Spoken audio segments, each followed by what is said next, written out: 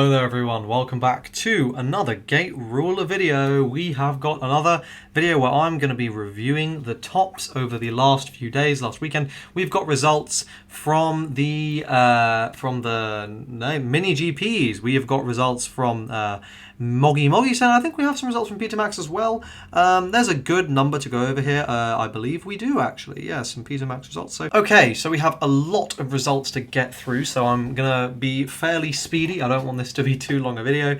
Let's start off with Moggy 15. There were 22 participants in this tournament, 18 Overlord, 2 Knight, and 2 Apprentice. This was prior to the Knight buff.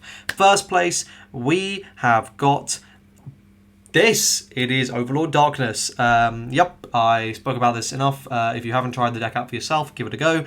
It's also probably, not this build in particular, but probably the most budget deck you can build in Gate Ruler as well. I was just thinking about it, and I'm pretty sure the entire deck is like $45 for a top meta contender. That's kind of good. So yep, there we go. That's that.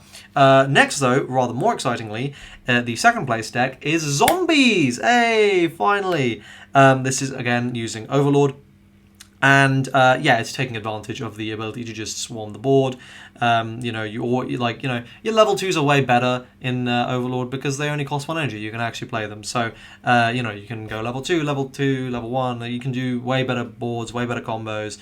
You know, reviving. You know, your level 3 thing now costs 1 to revive 2 things, so now your enhance is a lot more viable. Just overall, you know, it vastly improves the deck's you know, viability, and of course you can play Hades now because of the owl that is in there. So very, very nice there. I don't think this will be the last we see of Zombies, if memory serves. Next, we have Peter Max, another Peter Max tournament. Here we have first place. It is Overlord Darkness. This one actually making use of a couple copies of My Soul Forsaken, Dark Powers Awaken. Lots of one-offs here. Personally, I prefer March of Darkness, having tested the deck out myself, but there we go. This list looks absolutely fine.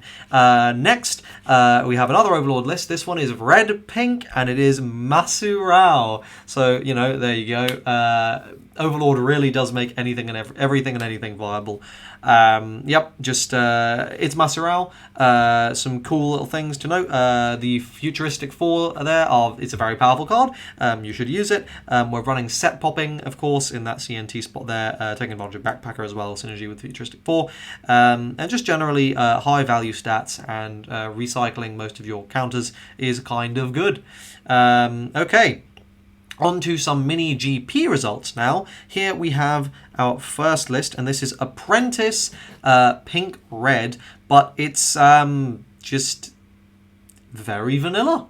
It's just sheer vanilla value stats.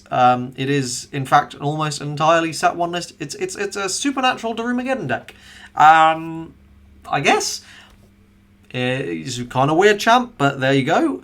Give it a go. I can see the 2 copies of the 3 Priestesses or 3 Sisters, whatever it's called in English, that definitely will have been disrupting Darkness and making that deck's life very difficult. And it's absolutely a card you should be looking into to deal with special summon decks because, oh baby, Genesis and Darkness are looking extremely powerful in the set 3 format. So of course, this sort of floodgate, I suppose, might be necessary. But there we go. That is the first list. Then we have another Peter Max tournament, and this first place list here is, again, Overlord. It is pink-red, but it's different. This one is using Masurao, but only the level 3, because, of course, a double attack is kind of good. And we see, you know, just a lot of vanilla value, taking advantage of the card that sends to damage, I believe there. I can't remember the name of it. Chase, I think, which is really, really nice. And yeah, just value. You know, Overlord being able to just shit out 3 cards a turn, kind of good. So, you know, being able to just take advantage of as much value as possible is obviously very nice. And, you know, you can see it's taking advantage of some of these new promos as well, which definitely will have made decks like this more viable. Some interaction there in Casa of the Umbrella, I think the name is Karakasa or something, is Casa Umbrella. Anyway, so yeah, that's pretty cool. Then we've got a Genesis Summon Overlord list, which is red-yellow, taking advantage of 4 Golden Sword, or maybe it's more dragons, I suppose, rather than it's dragon Genesis summoning sort of thing, and really it's just taking advantage of cool combos here, right? Like, so, you know, you got your AiboVault, you got your thing, you got your 4 Golden Sword, You've got your legendary that pops 2. You've got 4. You've got your Genesis summoners and such, but you also have the recyclers for Golden Sword, so you can just keep spamming that card, which is kind of good. You have a nice sort of suite of options if you don't want to play all the cards from your hand, you just want to do some removal. You've got a Aramisaki there, you've got Naru Kazuchi, you've got your plussing cards, you've got your Reviver to make Genesis summoning more plausible, you've got Haunting or Tatarija, of course, to actually enable you to play all these big level units. You've got some plussing. Look, this looks good. It just looks like a good list. I will probably give it a go. By the way, new Shiori, a lot better than I thought she was after some testing. On to some more mini GP lists. Here we have a first place Knight Genesis summoning, and now this is post buff, I believe. All these lists are post buff, and this Genesis summoning deck may be about to take over the format. I'm not 100% sure. The buffs that Genesis summoning got from these new promos, pretty sizable. You know, they are very annoying to play against now. Thankfully, they can't take full advantage of everything because, you know, like they didn't make the SR that draws 2 available, and that, you know, obviously combined with the new Paula that I'll be discussing in a future video would be kind of crazy. But yeah, still a very, very powerful deck even with what they have at the moment. You know, now we have 12 good Genesis summoners, so this deck is taking advantage of a lot of big level 3 dragons, lots of untapping, just making shit constantly, and being generally very, very annoying. I believe there's 11 targets there, so, you know, 22% of the deck is targets. Pretty good. And, you know, you can also potentially combo through them to an extent, put them back. You know, I'm letting you know, guys, looping mag, it's gonna be a thing in set 3. I'm pretty sure it's gonna be a thing, but there we go. Yeah, very, very solid. I really need a haircut. Another solid list. Next, we've got Overlord Darkness. I have spoken about these kind of lists more than enough, and nothing about this one is particularly unique. So yeah, this just seems like the most bog standard Overlord Darkness list you could build. Then we've got a first place Crime Naughts list. Here we go. Taking advantage of Malevolus rather than the Jenny Barbie package as sort of the focus. And this is very much a burn focus build. And we can see this is actually pink-blue. Taking advantage of 4 Guns of Gold Armory is the only blue card. And then the rest is just going to be pink stuff.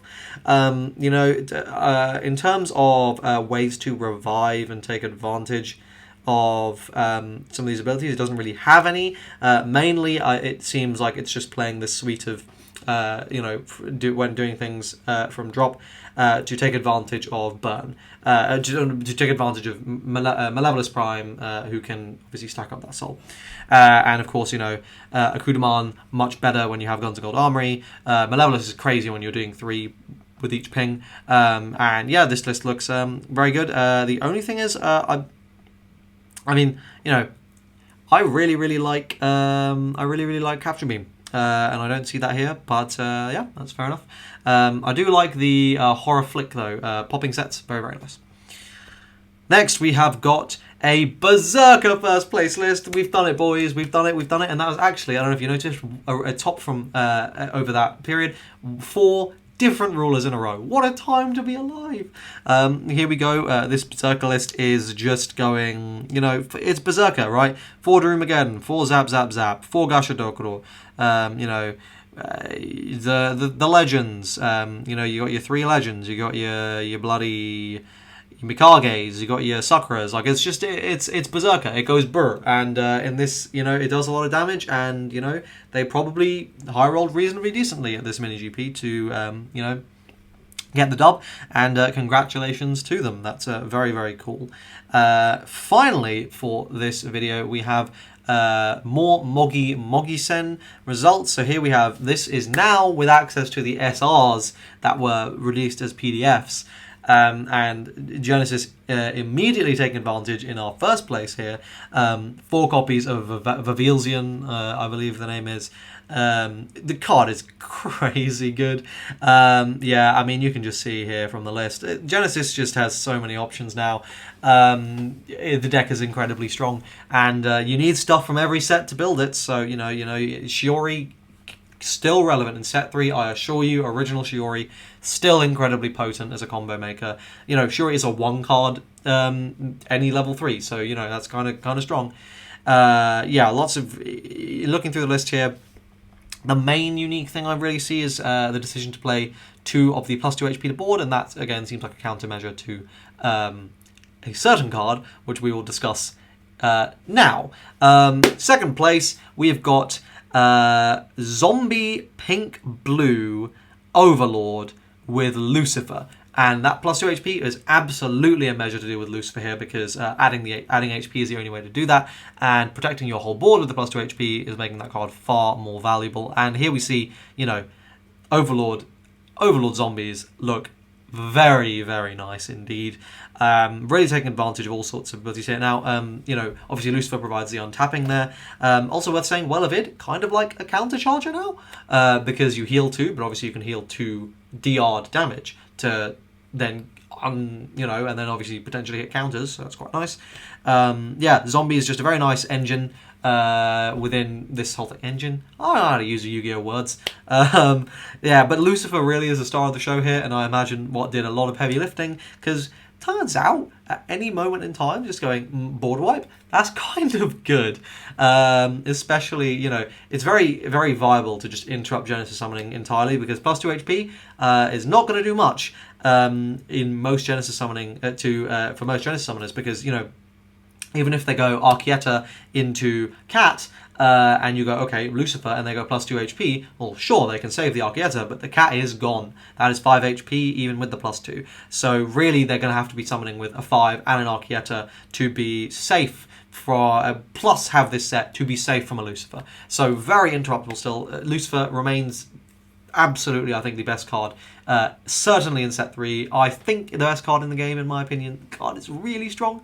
And yeah, there we go. So that is it for this episode of Top Decks. I hope you guys enjoyed it. If you did, please like the video. What do you guys think of these decks? Let me know in the comment section down below. You can join my Discord server to discuss them as well. But other than that, thank you to Sundial, my Simian level supporter, and subscribe to the channel, and I will see you guys for the next video on Thursday, where we will be getting the brand new ruler, Trickster. So I'll see you then. Cheers.